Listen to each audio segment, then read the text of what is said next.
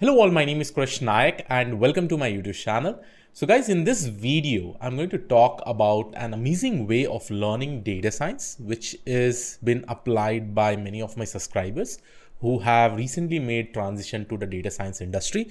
Many of them are currently working in generative AI roles.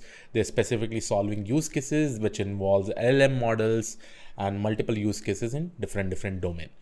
And this this way of learning is basically called as 80-20% rule of learning data science. Okay.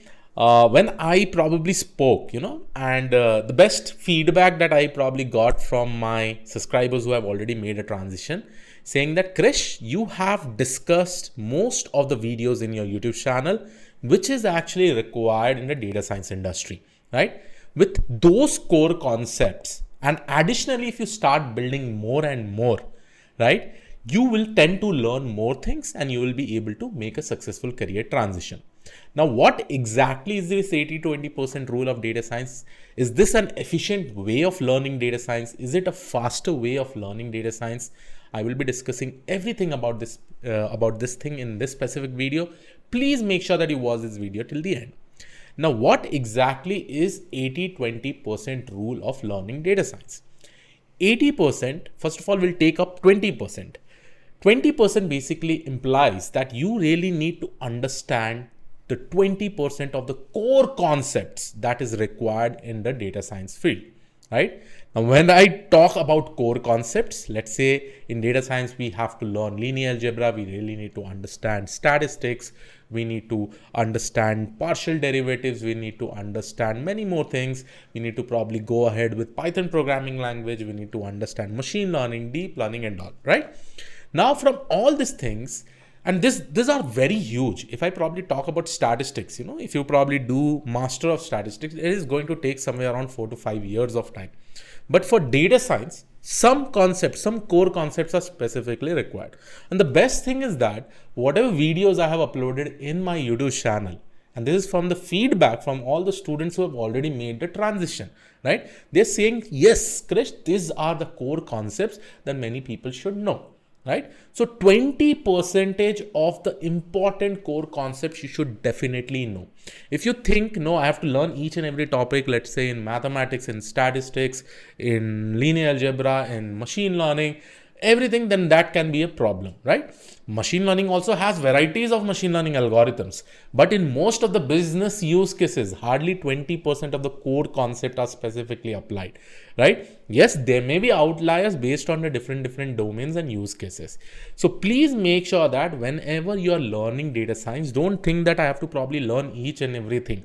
Right? You can follow my playlist based on the plan itself. And every playlist I usually give all the playlist link in the description of this particular video. So what you really need to do, 20% of the core concepts you really need to be good at, because in every interview that you probably go with respect to data science or data analyst, this 20% of core concepts are must to probably asked by any recruiter. And if you're good at it, then it is very good.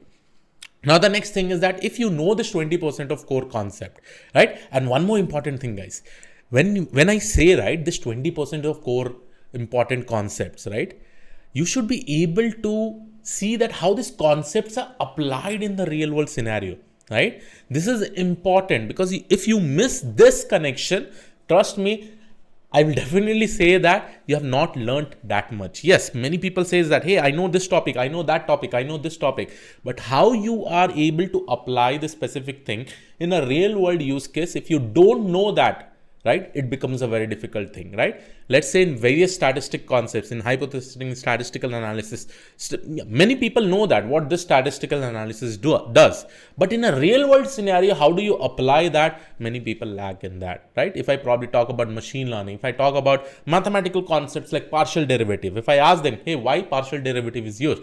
They'll say, hey, just to calculate the derivative of the slope. But what does that exactly mean? Why we specifically use partial derivative over there? Why don't we use integration? Why don't we use normal derivative over there, derivation concepts over there, right? So it is very much necessary that when you're learning this core concepts, when you're learning this, you always try to make sure that you are able to apply these concepts in a real world scenario. And that is where, if you're able to do this much thing, the next 80%, I'm going to probably talk in this 80-20% rule. The next 80% is all about building products. Right? Now, when I say products, I'm talking about building new things, like how you're using all this stuff in building projects, how you're applying more tools and techniques over there. Let's say if I know machine learning, if I know deep learning, I will probably think of applying end-to-end projects. Now, when I'm applying end-to-end projects, I will learn multiple things, right? And let me talk about with respect to Python programming language, right? Python is also very huge. Right? If I probably take the entire year, some of the new topics will definitely be there in the Python, right? Python programming language. This is the best example that I'd like to give. But as a data scientist, what do?